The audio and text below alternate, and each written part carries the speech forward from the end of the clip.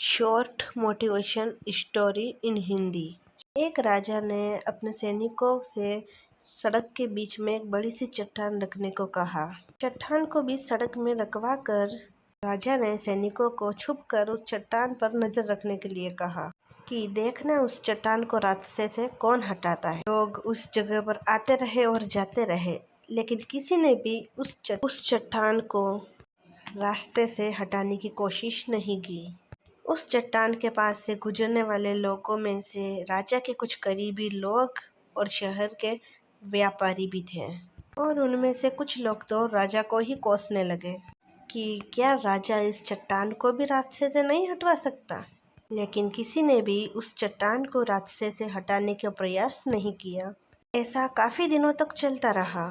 एक दिन एक किसान अपनी सब्जियों के साथ उधर से गुजर रहा था। उसने चट्टान को रास्ते में पड़ा हुआ देखा और सोचा कि सबको इस चट्टान की वजह से कितनी तकलीफ हो रही है। उसने अपनी मजबूत लाठी से उस चट्टान को एक तरफ धकेलने की कोशिश शुरू कर दी। काफ़ी कोशिशों के बाद वह उसे सड़क से हटाने में कामयाब हो गया। चट्टान रास्ते से हटाने के बाद किसान अपनी सब्जियां उठाकर वहां से जा नहीं वाला था कि अचानक उसकी नज़र एक पोटली पर गई, जो ठीक उसी जगह पड़ी थी जहाँ से उसने वो चट्टान हटाई।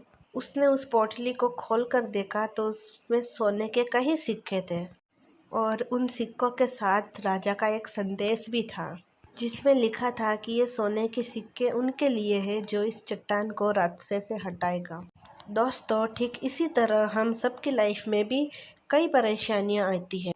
कुछ लोग उन परेशानियों से बचकर निकल जाते हैं और कुछ लोग रास्ता बदल देते हैं, और चंद लोग ठान लेते हैं उन परेशानियों का हल निकालने की, और ऐसे ही लोग मुश्किलों में संभावनाएं और संभावनाओं में छिपे अवसर खोज लेते हैं। इसीलिए जीवन में परेशानियों से घबराओ मत, बल्कि उन परेशानियों को हल करने की कोशिश करते हुए जीवन सफर में आगे बढ़ो। मजबूत इरादे और नेक दिल के साथ किए गए कोशिशों के परिणाम हमेशा ही अच्छे आते हैं।